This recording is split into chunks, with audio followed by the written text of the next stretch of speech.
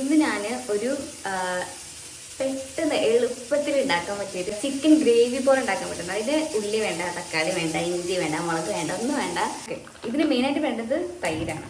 തൈര് ഉണ്ടെങ്കിൽ കാരണം ഇപ്പോൾ നമ്മൾ മീൻ കറിയൊക്കെ ഉണ്ടാക്കുമ്പോൾ നല്ല മീനിനൊക്കെ നല്ല പുളി കിട്ടില്ല. അതേപോലെ ചിക്കൻ കറിക്ക് പുളി വരുമ്പോൾ നല്ലൊരു വെറൈറ്റി ടേസ്റ്റാണ്. നല്ല വൃത്തിയായിട്ടുള്ള ചിക്കൻ എടുക്കുക.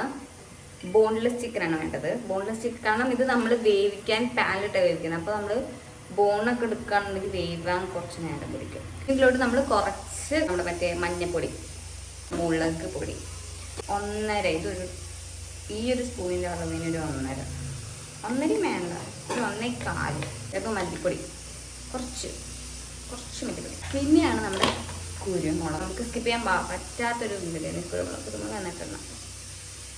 എന്ന് വെച്ചിട്ട് നമ്മൾ എരിവ്, കാരണം മുളക് പൊടി നമ്മൾ അത്യാവശ്യമുണ്ട്, കുരുമുളക് എരിവിനനുസരിച്ചിട്ടാണ്. ഓക്കെ, അപ്പോൾ നമ്മൾ ഇതെല്ലാം കൂടെ എന്നിട്ട് ഇത് പാനിൽ ഫ്രൈ ചെയ്തെടുക്കുക. ഇത് വേണമെങ്കിൽ നിങ്ങൾക്ക് ഒരു 10 മിനിറ്റ് ഇങ്ങനെ റെസ്റ്റ് ചെയ്ത് വെക്കാം, നന്നായിട്ട് പിടിക്കാനൊക്കെ വേണ്ടിയിട്ട്. എടുക്കുമ്പോൾ കുഞ്ഞ് ബോൺലെസ് ചിക്കൻ എടുക്കാൻ നോക്കുക. അതാകുമ്പോൾ പെട്ടെന്ന് വെന്ത് കിട്ടും. എന്നാൽ വലിയ കഷ്ണമാകുമ്പോൾ വേവാൻ കുറച്ച് പണി വെക്കും. കാരണം നമ്മളത് കുക്കറിൽ ഇടുന്നില്ല, നമ്മൾ പാനിലിട്ടിട്ടാണ് ഇടാം. ഇപ്പം ഞാൻ ഇത് ഏകദേശം ഒരു 10 മിനിറ്റോളം ഞാൻ ഇവിടെ വെച്ചിട്ടുണ്ട്, റെസ്റ്റ് ചെയ്യാൻ വെച്ചിട്ടുണ്ട്. എന്നിട്ട് ഏകദേശം ഇങ്ങനത്തെ ഒരു പാൻ എടുക്കുക.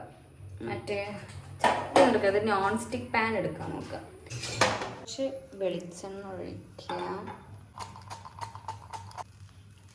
ഇത് ഈ വെളിച്ചെണ്ണ ചൂടാവുന്ന ടൈമിൽ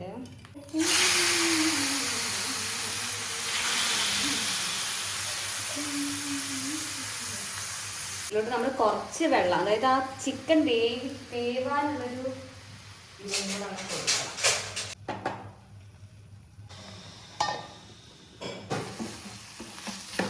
ഓക്കെ, ഇപ്പോൾ ഇത് ഓൾറെഡി വെന്തിട്ടുണ്ട്. ഇനി ഇതൊന്ന് മൊരിച്ചെടുക്കാനുണ്ട്. മൊരിച്ചെടുക്കാൻ വേണ്ടിയിട്ട് നമ്മളിതിൽ എന്താ ചെയ്യുക, കുറച്ച് വെളിച്ചെണ്ണ ഇങ്ങനെ വെറുതെ ഇങ്ങനെ കൊടുക്കുക. കുറച്ച് അതിങ്ങനെ അതിൽ കിടന്ന് ഇങ്ങനെ മൊരിഞ്ഞോളും. പക്ഷെ കരിയാതെ നോക്കണം കേട്ടോ.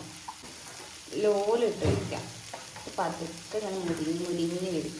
അതിലിങ്ങനെ കരിച്ച് കളയാൻ പാടില്ല, പക്ഷെ നന്നായിട്ട് മൊരിഞ്ഞ് വരണം. ഞാൻ ചെറുതായിട്ടൊന്ന് കൂട്ടി കൊടുത്തു, അതാണ് കരിയാൻ തരാം.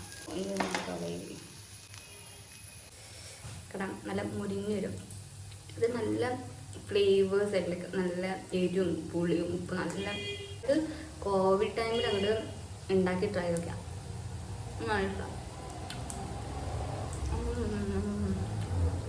ആ ഒരു തൈരിൻ്റെ പുളിയാണ് നന്നായിട്ട് ആ ഒരു ടേസ്റ്റ് കൊണ്ടുവരുന്നത്.